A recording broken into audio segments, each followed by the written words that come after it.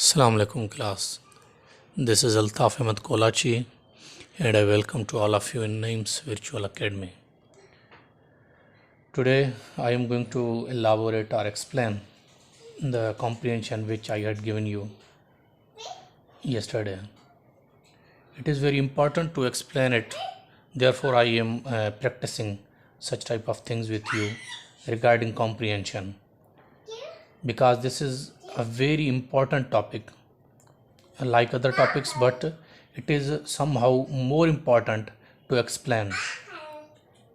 It is very important to be explained for all of you, because I know there are some students who are very weak regarding English understanding. Therefore it is my first and foremost priority that I would like to elaborate them.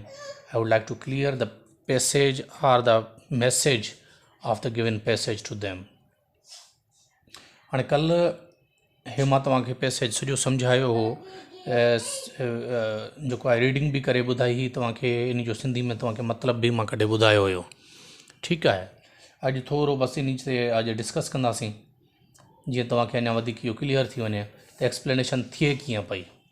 ठीकु आहे, हाणे एॾो को tough topic बि न हुयो, पर पोइ बि जेको आहे आसान खां असां टफ जी तरफ़ वधंदासीं. ठीकु आहे, हाणे अॼु बि इहा असांजी कॉम्प्रिहेंशन हले थी पई ऐं जेको आहे ईंदड़ हफ़्ते बि सॼी कॉम्प्रिहेंशन ई हलाईंदासीं. पोइ साइड में तव्हांखे मां ॾींदो रहंदुसि इहो जेको आहे सिनोनिम मेंटानिम बि हलंदा रहंदा हाणे आहिस्ता आहिस्ता नेक्स्ट हाणे जेको कमिंग वीक में. ठीकु आहे, हाणे अचो सभ खां पहिरियों जेको तरीक़ेकार मां तव्हांखे ॿुधायो हो, मां उन स्टेप खे ई फॉलो कंदे स्टार्टअप वठां थो कॉम्प्रिहेंशन जो, त बग़ैर पैसेज पढ़े, मां कल्ह बि तव्हांखे ॿुधायो पैसेज त पढ़ी ॿुधायो तव्हांखे, पर ईअं ॿुधायां थो मां त असां स्टार्टअप किथां वठंदासीं, क्वेश्चन्स मां, न कि पैसेज वञूं. नंबर 1 आहे film industry is a big industry because film industry हिकु वॾी इंडस्ट्री आहे, वॾी सनत आहे. ठीकु आहे न, वॾो कारोबार आहे अॼुकल्ह जी दुनिया में. ठीकु आहे, छो रीज़न छा आहे? हाणे रीज़न आहे वी इंजॉय अ फिल्म. इन जो रीज़न इहो आहे त असां फिल्म खे इंजॉय कंदा आहियूं, तॾहिं उहो फिल्म इंडस्ट्री वॾी इंडस्ट्री आहे. बी आहे actors and actresses are highly paid. Actor ऐं एक्ट्रेसिस खे तमामु वॾी क़ीमत उन जी अदा कई वेंदी आहे परफॉर्म करण जी, उन जे करे वॾी इंडस्ट्री आहे. सी आहे large sums of money and hundreds of technicians are involved. त वॾा पैसा उन ते ख़र्च कया वेंदा आहिनि ऐं सवें टेक्नीशियन उन में इन्वॉल्व हूंदा आहिनि. Films are time consuming. Film time विञाइण जे लाइ हिकु सुठो जेको आहे ज़रियो आहिनि, इन जे करे जेको आहे फिल्म इंडस्ट्री हिकु वॾी इंडस्ट्री काउंट कई वेंदी आहे. ज़ाहिर आहे हिते क्लियर क्रिस्टल आहे. त हाणे मथे तव्हांजो लिखियलु आहे, पढ़ी बि पाण आयासीं त अ फिल्म, अच्छा इहो न आहे, इहो ॿिए जो आहे, a very big, a film is a very big and complicated industry. वॾी इंडस्ट्री आहे involving large sums of money, जंहिंमें वॾा पैसा शामिल हूंदा आहिनि, and occupying many hundreds of skilled technicians as well as actors and actresses, जंहिंमें तमामु घणा पैसा आया वेंदा आहिनि ऐं समय स्किल्ड टेक्नीशियन खे हायर कयो वेंदो आहे ऐं एक्टर ऐं एक्ट्रेस उन में परफॉर्म कंदा आहिनि. हाणे इन मुंहिंजा इन्हनि लाइन्स मुंहिंजा क्लियर क्लिस्टल आहे, त असांजो करेक्ट ऑप्शन जेको आहे उहो कहिड़ो आहे? करेक्ट ऑप्शन आहे असांजो सी. छो त इन ते तमामु घणो पैसो ख़र्च कयो वेंदो आहे फिल्मनि ते, इन जे करे इहा जेका तमामु वॾी बिग इंडस्ट्री आहे.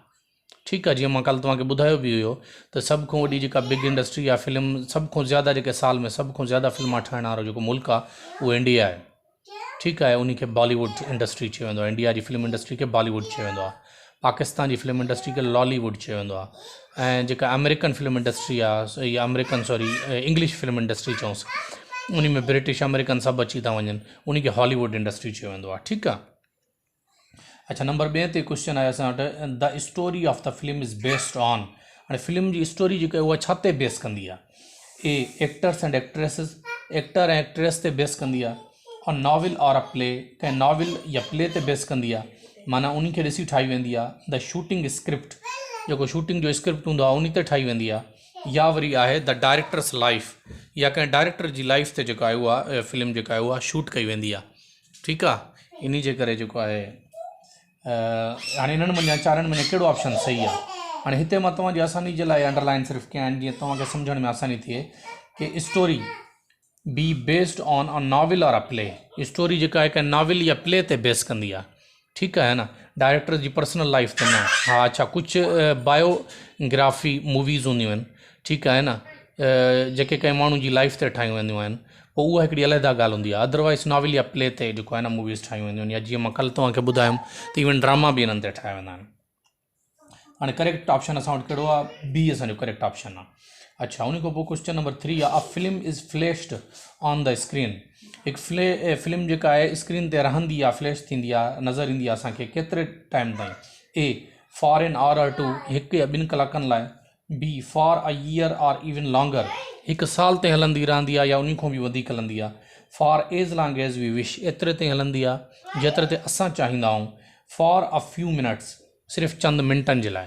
हाणे we all are completely well aware of the fact कि फिल्म जेका आहे उहा सिर्फ़ु 2 खां 3 कलाकनि जी हूंदी आहे, या 1 खां 2 कलाक जी फिल्म हूंदी आहे, 1.5 कलाक, 2 कलाक, 1 कलाक।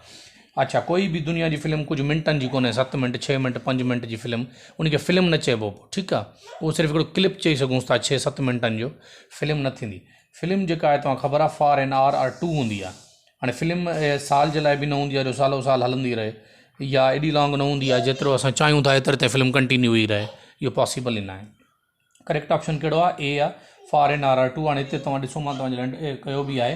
हाणे हिकिड़ी ॿी ॻाल्हि बि सम्झो, हाणे इन भूल में कॾहिं न रहजो। हाणे तव्हां पहिरियों क्वेश्चन ॾिसी आहियो, पहिरें क्वेश्चन जो आंसर हे हुयो, ॿियों क्वेश्चन ॾिसी आहियो तव्हां, ॿिए क्वेश्चन जो आंसर उहो हे हुयो, ठीकु आहे। हाणे जेको टियों क्वेश्चन आहे उन जो आंसर हो इन्हनि ॿिन्ही खां मथां आहे। हे ॾिसो, a film last a mayor, mayor माना हिकु, मेयर आर टू, ठीकु आहे न। हाणे हिन जो 3 क्वेश्चन जो आंसर जेको आहे मथे आहे। कॾहिं इन भुल में बि न रहजो त जो कॉम्प्रिहेंशन आहे उहे तव्हांखे तरतीब सां ॾींदा, कॾहिं बि न। यादि रखे छॾो, चेकर जो हमेशह मक़सदु इहो हूंदो, उहो तव्हांखे भुलाइण जी कोशिशि कंदो, उहो तव्हांखे किराइण जी कोशिशि कंदो, उहो तव्हांखे फेल करण जी कोशिशि कंदो, ठीकु आहे। तव्हांखे करेक्ट पंहिंजी जॻह खे क़ाइमु रहणो आहे ऐं उनखे सम्झणो आहे, ॾिसणो आहे। हाणे ईअं न तव्हां 2 क्वेश्चन ॾिसी आयो, हाणे तव्हां अंडरस्टूड सम्झो इन ॻाल्हि खे, त 2 क्वेश्चन हिते थी आहिनि, हाणे त जेको 3 जो आंसर उहो हेठि हुजणु घुरिजे, मथे त हूंदो ई कोन, ईअं न आहे। उहे तव्हांखे उन्हनि जी मर्ज़ी आहे, पहिरियों क्वेश्चन हितों ॾियनि, ॿियों क्वेश्चन हितों ॾियनि, 3 विच में ॾियनि, या पहिरियों हितों ॾियनि, ॿियों हितों ॾियनि, आख़िरी हितों ॾियनि। It depends upon the person who is going to give you the test, ठीकु आहे। इहो उन माण्हू ते, उन इदारे ते डिपेंड करे थो, उन्हनि जी मर्ज़ी आहे जीअं उहे पेपर ठाहिनि। हाणे 3 जेको क्वेश्चन आहे उहो वरी इन ॿिन्ही खां मथे जो उन जो आंसर लिखियलु आहे, ठीकु आहे। अच्छा, नंबर 4 क्वेश्चन इहो, the director's job is to. हाणे जेको फिल्म जो जेको डायरेक्टर हूंदो आहे उन जो जेको कमु आहे उहो दरअसल छा हूंदो आहे, उहो हिते मां अंडरलाइन कयो आहे। इनखे, the director is job is to interpret the script खे उहो इंटरप्रेट कंदो आहे। इंटरप्रेट करण जी माना हूंदी आहे ट्रांसलेट कंदो आहे, ठीकु आहे न। उहो एक्टर ऐं एक्ट्रेसिस खे उहो सम्झाईंदो आहे त इन स्क्रिप्ट में असां जेको व्यूअर्स ताईं पैगाम छा ॾियणु चाहियूं था, या व्यूअर्स खे फील छा कराइणु चाहियूं था, व्यूअर्स खे असां ॾेखारणु छा था चाहियूं, ठीकु आहे। उहो एक्टर ऐं एक्ट्रेसिस खे इन मामले में जेको आहे उहो गाइड कंदो आहे। अच्छा, हाणे डायरेक्टर्स जॉब इज़ टू। हाणे ए आहे इंगेज द एक्टर्स एंड एक्ट्रेसिस, सिर्फ़ु एक्टर ऐं एक्ट्रेस खे इंगेज करे, उहो माना उन्हनि खे कमु ॾिए, तव्हां इहो कमु कयो, सिर्फ़ु इहो कमु हूंदो आहे। या राइट द स्टोरी, छा डायरेक्टर ई पर्सन आहे उहो जेको स्टोरी खे राइट कंदो आहे? न, ठीकु आहे। सी आहे इंटरप्रेट द स्क्रिप्ट। हाणे मथे तव्हां पढ़ी आया हो, डायरेक्टर जी जेका जॉब आहे इंटरप्रेट द स्क्रिप्ट हूंदी आहे, उहो करेक्ट ऑप्शन हे आहे। 4 ऑप्शन असां वटि आहे, हायर द प्रोड्यूसर। छा डायरेक्टर प्रोड्यूसर खे हायर कंदो आहे? ईअं न हूंदो, ठीकु आहे। डायरेक्टर जो मतिलबु आहे the person who is going to give you or who is giving the directions. Director is the noun of direct to direct. Direct जी माना जेको आहे न, हिकिड़ो त डायरेक्ट माना सिधो, ठीकु आहे, उन डायरेक्ट जी ॻाल्हि नथा करूं, उहो एडजेक्टिव आहे। ॿियो आहे डायरेक्शन। अने डायरेक्शन जी माना हिकु तरफ़ आहे, ॿियो डायरेक्शन जी माना आहे हिदायतूं, डायरेक्शंस जंहिंखे चऊं पाण। डायरेक्टर इन जो जेको आहे पर्सन आहे जेको हिदायतूं ॾींदो आहे। हाणे हिदायतूं कहिड़ियूं? इंटरप्रेट कंदो आहे स्क्रिप्ट खे, ऐं हीरो ऐं हीरोइन खे उहो सम्झाईंदो आहे त तव्हांखे छा करिणो आहे, ऐं तव्हांखे व्यूअर्स खे छा फील कराइणो आहे, ॾिसंदड़नि खे छा फील कराइणो आहे, असांजो पैगाम जेको आहे उहो कहिड़े तरीक़े सां असां ॾिसण वारनि ताईं पहुचाइण था चाहियूं, ठीकु आहे। इन जे लाइ जेको करेक्ट असांजो ऑप्शन आहे उहो ऑप्शन आहे ऑप्शन सी। हाणे अॼु मां सिर्फ़ु इन ते रिलाए कयां थो पियो, इन खां वधीक अॼु कंहिं ते नथा वधूं। ॿियो तव्हांखे होमवर्क ॾींदुसि उहो जेको तव्हां कंदव, बाक़ी अॼु सिर्फ़ु इन ते ई। इन सां गॾु मां तव्हांखे हिकिड़ी ॿी ॻाल्हि बि जेको आहे उहा शेयर करणु चाहींदुसि, इन मामले में ई आहे कॉम्प्रिहेंशन जे मामले में। त कॉम्प्रिहेंशन तव्हांखे अॻु में बि मां सम्झायो आहे, वरी मां रिपीट करणु ज़रूरी थो सम्झां, छो त कुझु स्टूडेंट्स मूंखे अहिड़े क़िस्म जा सवाल करनि पिया सर। हाणे हिकिड़ो त हे कॉम्प्रिहेंशन मां तव्हांखे सिर्फ़ु पढ़ायां थो MCQs जी, जंहिंमें क्वेश्चन्स MCQs बेस्ड आहिनि, MCQs ते क्वेश्चन आहिनि, ठीकु आहे। हाणे ॿी कॉम्प्रिहेंशन हूंदी आहे जंहिंमें तव्हांखे पैसेज त ॾिनल हूंदो आहे, क्वेश्चन हूंदा आहिनि, पर उन क्वेश्चन जो आंसर जेको आहे डिस्क्रिप्टिव हूंदो आहे, सब्जेक्टिव हूंदो आहे, तव्हांखे पाण खे उहो लिखिणो पवंदो आहे, ठीकु आहे न। आंसर तव्हांखे तो ॻोल्हे पंहिंजे लफ़्ज़नि में तव्हांखे उहो लिखिणो हूंदो आहे। त कुझु स्टूडेंट्स इहो बि सुवाल करनि पिया सर उहो जेको आहे कीअं।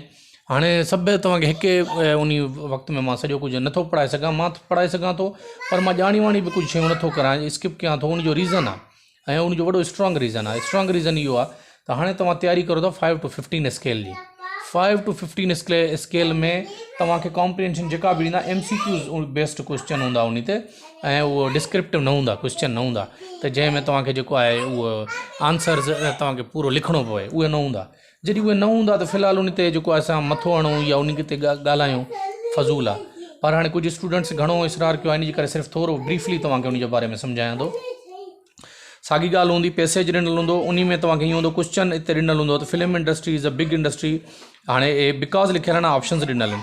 हाणे इन साॻे खे जेकॾहिं क्वेश्चन में कन्वर्ट कयूं त why the film industry is a big industry, उहो क्वेश्चन इहो हूंदो, या why is the film industry a big industry, question mark ॾिनल हूंदी। उनजो जवाबु जेको आहे तव्हांखे पाण खे हितां फाइंड करे, हिते लिखियलु अथव, हितां फाइंड करे तव्हां पंहिंजे लफ़्ज़नि में उनखे जवाबु ॾींदव। हाणे जेकॾहिं ओड़े क़िस्म जो कॾहिं बि पेपर अचे उन में बेस्ट वे इहो हूंदो आहे त तव्हां पंहिंजे वर्ड्स में ॻाल्हि साॻी खे लेकिन पंहिंजे वर्ड्स में बयानु कयो, बेस्ट वे इहो हूंदो आहे। पर जेकॾहिं तव्हां पंहिंजे लफ़्ज़नि में सम्झो था ग्रामेटिकल मिस्टेक्स थींदियूं या कुझु बि, फॉर एग्ज़ाम्पल हिकिड़ो ॾियां थो तव्हांखे, ठीकु आहे न, पॉसिबिलिटीज़ हूंदियूं आहिनि हर शइ जूं।